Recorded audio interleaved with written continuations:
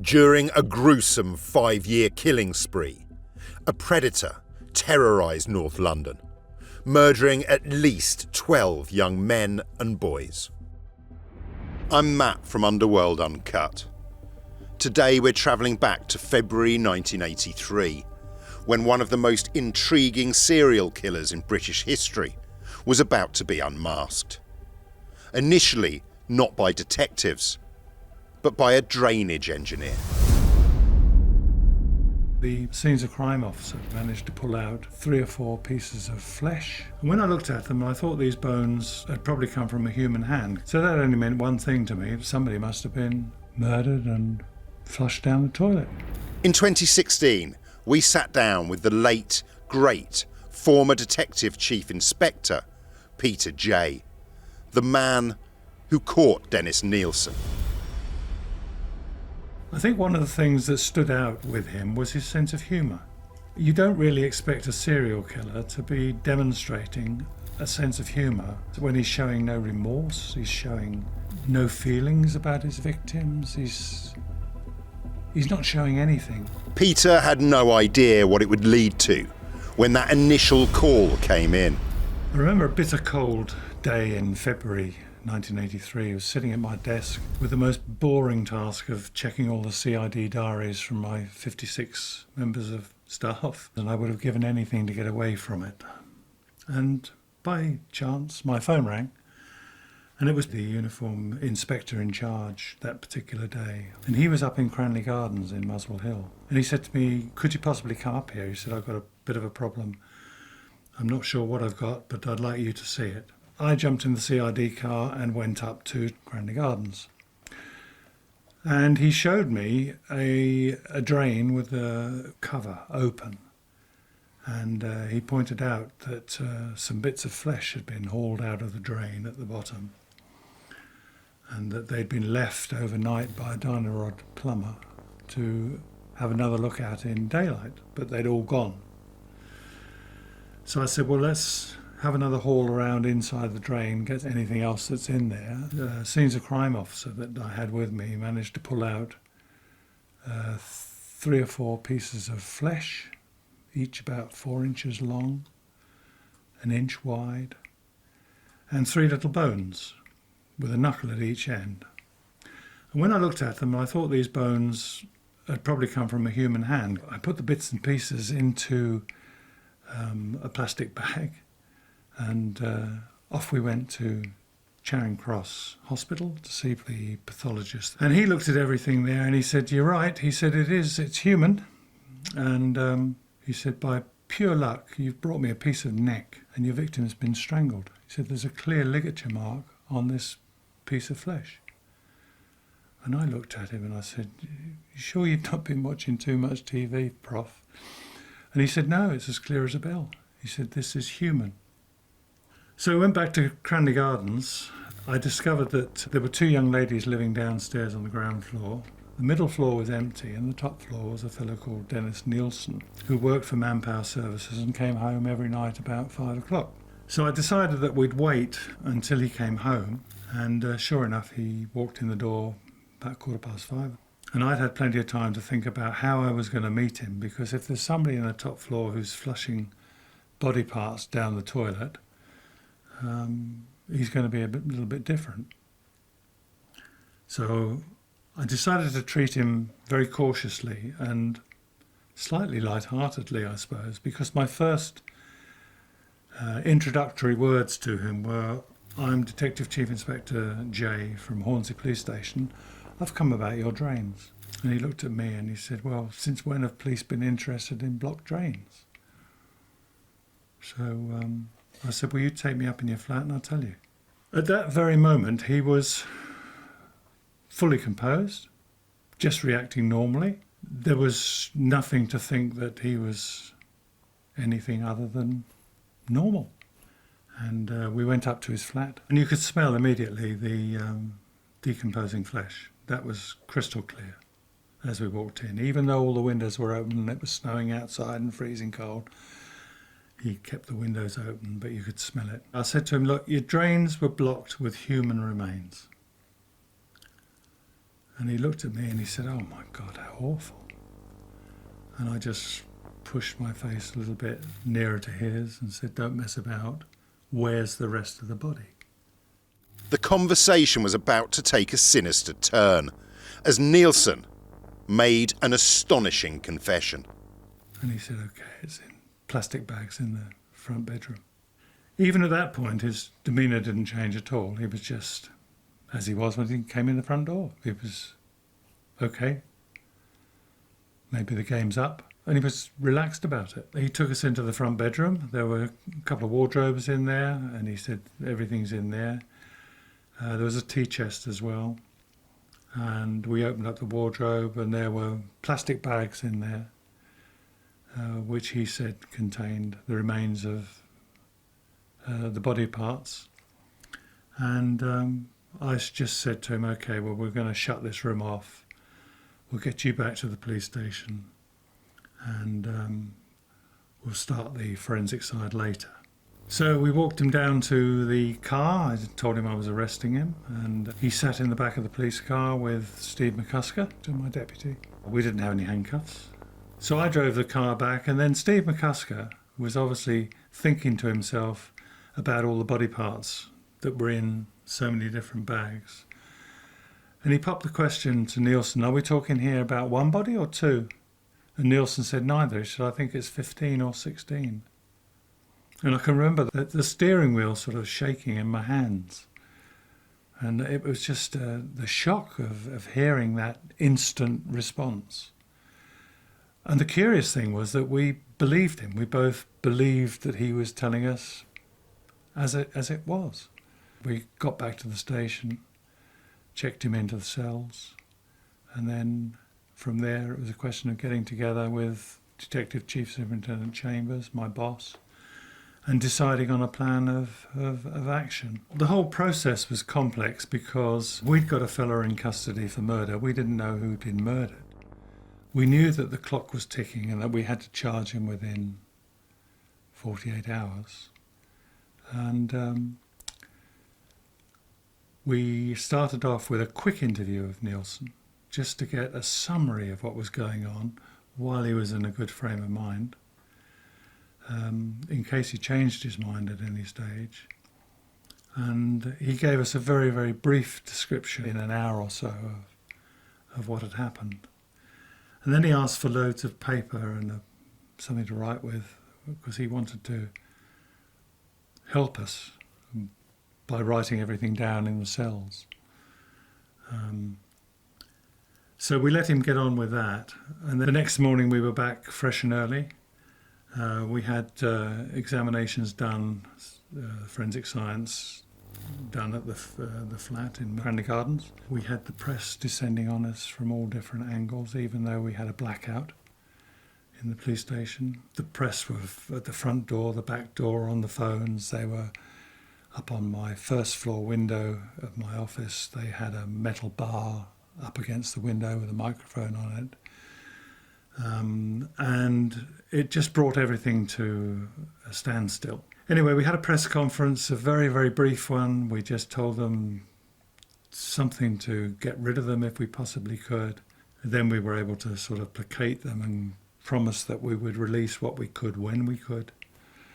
And then we were able to get on with our first proper interview with Nilsen. He didn't have a solicitor present. It was just a straightforward sort of going through a process in chronological order as to what had happened in relation to the last victim. Then we had told him that we were going to go through one victim at a time, one victim per interview, because we knew it was going to take at least 2 hours per victim, because we had to get everything possible from him so that we could identify the victims. A lot of them we didn't have bodies for. So he was able to tell us nicknames. Occasionally he would give us a name. He would give us a description.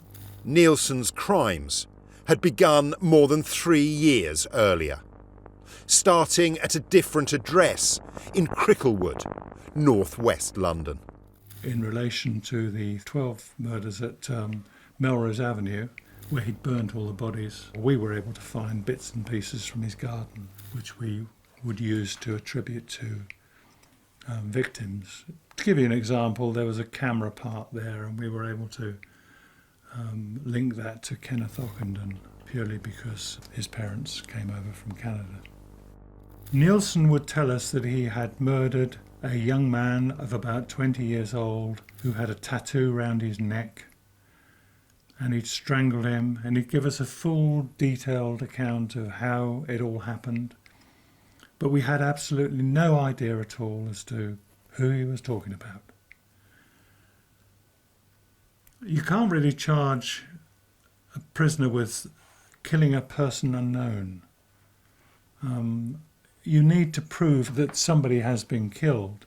We had to be absolutely sure that when we named a victim, it couldn't possibly be anybody else.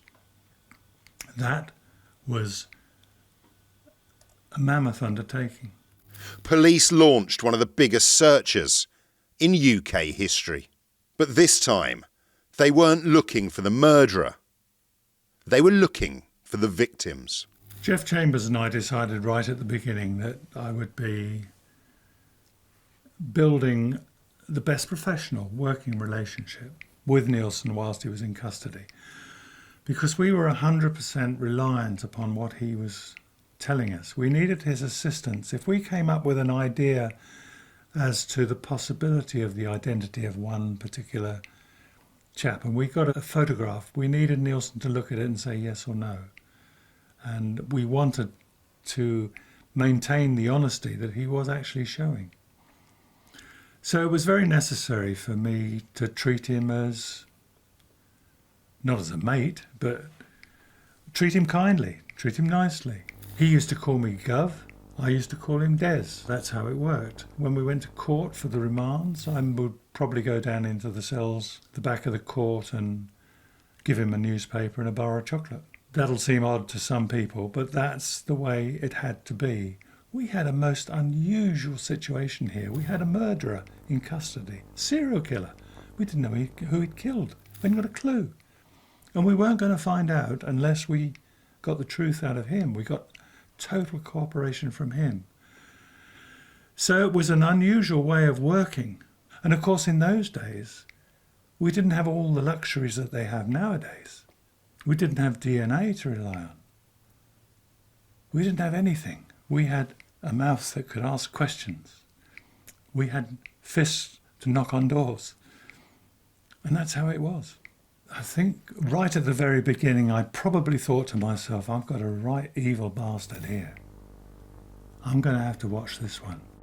Hiding in plain sight, Nilsen was able to carry out his reign of terror, seemingly unnoticed. He got away with it at Melrose Avenue because he was disposing of the bodies in-house and having these bonfires in the middle of the night, like funeral pyres. And on the top of those bonfires, he'd put rubber tyres to destroy the possibility of the smell of flesh, burning flesh, oozing out. He covered his back completely while he was there. He had to do that because he didn't drive a car. He had no means of moving the bodies. And at Cranley Gardens, of course, he had the same problem. He had to dispose of the bodies in-house. And I remember him telling me that for one of the victims, he was removing the flesh from the bones and flushing that down the toilet and then putting the bones out in plastic bags for the dustman to take away. He was going to great lengths to dispose of the bodies. For instance, he had a massive size saucepan.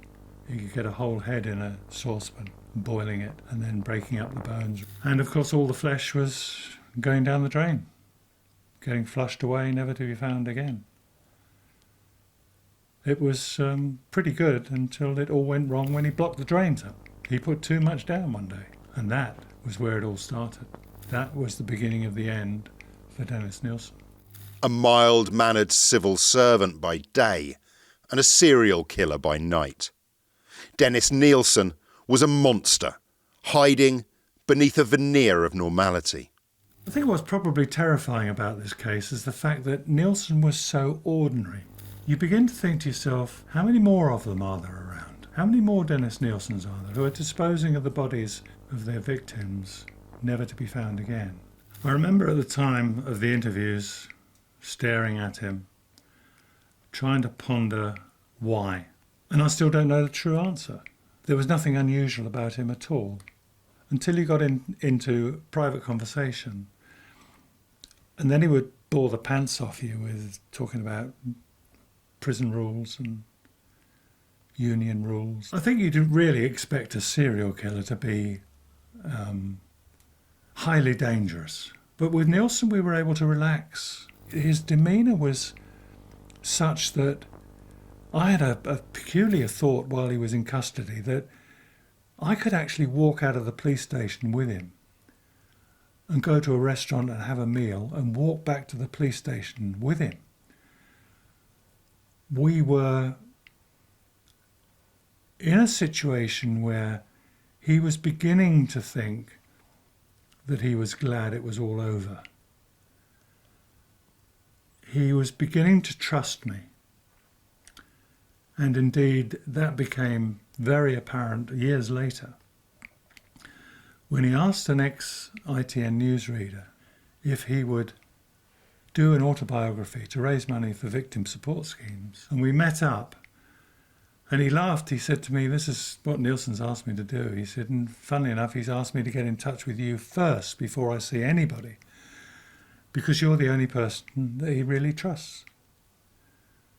And I thought, well, that's very odd, isn't it? I'm trusted more than anybody by a serial killer. Bizarre. And I just joke about it to this day. I think, well, perhaps I should put that on my CV. Throughout questioning, Nilsen failed to show any remorse for his grisly actions. There was one point that he certainly said to us, "Enough's enough. If you hadn't caught me now, it wouldn't have been 15, it would have been 150. And I think he was probably right, actually. I think nothing was going to stop him unless he was caught, and that was the end of it. And I think at that time he said to himself, this could be the end of it. During all of the interviews, he showed absolutely no change in his demeanour. He showed no remorse. And in fact, he wrote on a piece of paper and gave it to us that it surprised him he had no tears for my victims, no tears for myself or those bereaved by my actions. There was no remorse. He actually asked me one day, we were in the court, down in the cells, and he looked at me and he said, "Gov, do you know why I did this?" And I said, "No, I'm waiting for you to tell me, waiting for you to give me some indication as to what it's all about." I said, "The only thing I can think of is that you were looking for somebody to share your life with." And he wasn't sure. But he wasn't sure about his sexuality, really, because I asked him about that at one stage. Homosexual? Or bisexual? Or heterosexual? He was a loner. And he told me that he tried a night with a Swiss au pair girl once, and he said it did nothing for him at all.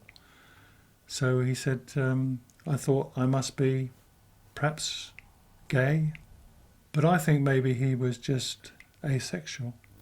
Dennis Nilsen was charged with 6 counts of murder and 2 attempted murders.